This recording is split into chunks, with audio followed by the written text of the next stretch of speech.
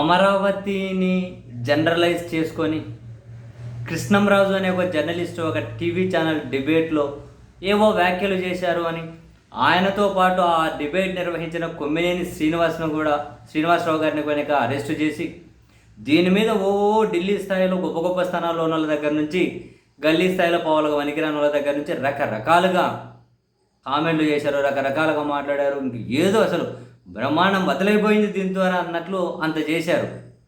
కానీ ఇదే బ్యాచ్ అంతకుముందు దశాబ్దాల నుంచి వైఎస్ ఫ్యామిలీనో లేకుంటే వైఎస్ రాజశేఖర రెడ్డి గారినో లేకుంటే ఇప్పుడు జగన్మోహన్ రెడ్డి గారిని ఎదుర్కోలేక మొత్తం రాయలసీమ ప్రాంతాన్ని ఒక యూనిట్గా చేసుకొని రౌడీలని, ముఠాలని, హంతకులని, ఫ్యాక్షనిస్టులని అండ్ ఇప్పుడు డీసీఎంగా ఉన్న వ్యక్తి కూడా మా అనంతపురం ఆడపడుచులు ఒళ్ళు అమ్ముకుంటున్నారు అని చెప్పి అన్నారు.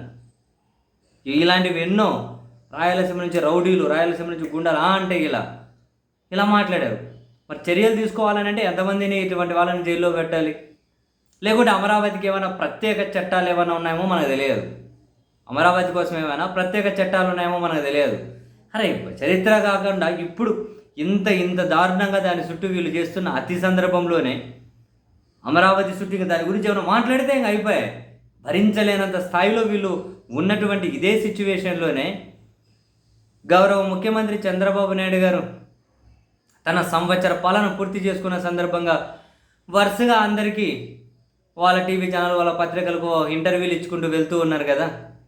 సో అట్లనే ఫస్ట్ వాళ్ళ రాజగురు పత్రిక అనబడే దాని నుంచి మొదలెట్టారు.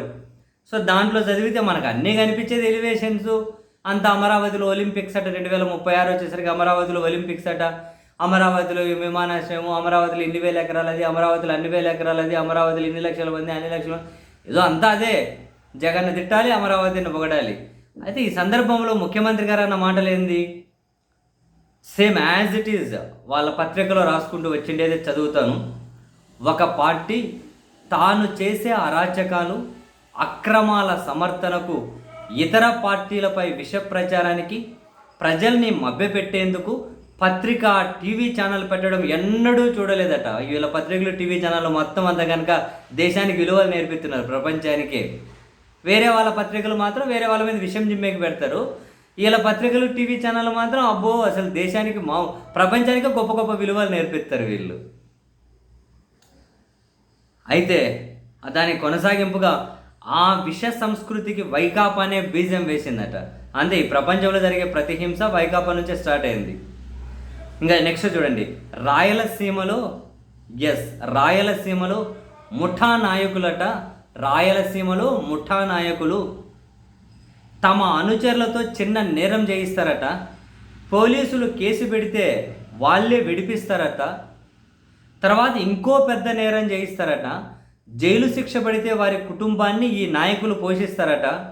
జైలు నుంచి విడుదలయ్యాక ఇంకా తీవ్రమైన నేరం చేయిస్తారట. వాళ్లకు ఏ యావజ్జీవ శిక్ష పడితే వారి కుటుంబానికి సాయం చేస్తూ తమ కోసం నేరాలు చేసినా కూడా రక్షణగా నిలిచామన్న భావన కల్పిస్తారట. ఇలా అందరినీ విష వలయంలోకి నెట్టేస్తారట.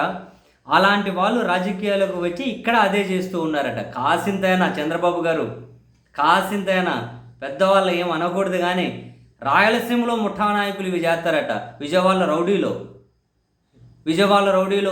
గుంటూరులో రౌడీలు, గోదావరి జిల్లాలో రౌడీలు, విశాఖపట్నంలో రౌడీలు, ఇంకో దగ్గర రౌడీలు. ఇక్కడ ఊరు లేరా? వాళ్ళు ఏమన్నంతా దేశానికి శాంతి బోధిస్తున్నారు. అసలు ఎక్కువగా హింస జరిగింది ఎక్కడ, ఎక్కువగా నేరాలు జరుగుతున్నది ఎక్కడ? డేటా రిలీజ్ చేయండి. రాయలసీమలో ముఠా నాయకులను ఒత్తి పలుకుతూ ఉన్నారు. అంటే జగన్ గారిని మళ్ళీ ఇక్కడ బద్నాం చేయాలి. జగన్ను బద్నాం చేయాలంటే పులివెందులను తిట్టాలి, కడపని తిట్టాలి, రాయలసీమని తిట్టాలి. అమరావతిని 2 అక్షరాలంటే మాత్రం అది కూడా ఏవో నివేదికలు పట్టుకొని ఇప్పుడు రాయలసీమలో నేరాలు ఎక్కువ జరిగాయని చెప్పి ఏ నివేదిక ఉందో బయట పెట్టండి చూద్దాం. ఏ నివేదిక ఉంది?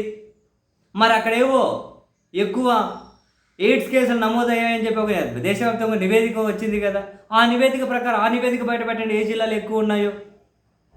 దాన్ని పట్టుకొని ఏందో ఒక అమరావతి గురించి ఒక వ్యాఖ్య చేస్తే మాత్రం భూగోళం బద్దలయ్యే విధంగా అరుస్తారు.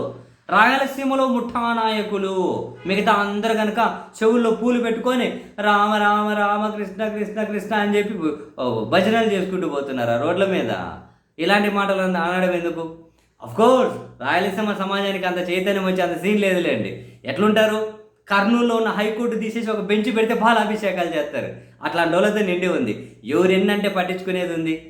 నీకు అమరావతి, విజయవాడ, గుంటూరు అని అంటే రచ్చ చేయడము ఇవన్నీ కనుక అలవాటు కాబట్టి రచ్చలు చేసుకుంటూ పోతూ ఉంటారు.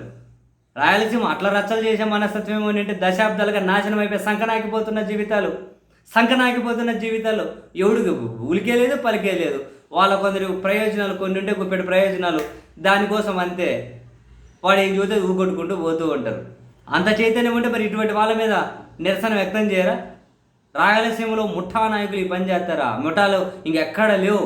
రౌడీజాలు, ముఠా నాయకులు ఇంకెక్కడ లేరు. రాష్ట్రం మొత్తం ఒక రాయలసీమలోనే ఉన్నారు. ఎన్నో మాట్లాడతారు, ఏదో అధికారం ఉంది కదా, ఏది వచ్చినా మాట్లాడుకుంటూ పోతాం. మన పత్రికలు, టీవీ ఛానళ్ళు ఉన్నాయి. వాళ్ళు ఇంకా ప్రపంచానికి శాంతి బోధిస్తున్నారు లేచిన దగ్గర నుంచి. ఏదో చెప్పుకుంటూ పోండి.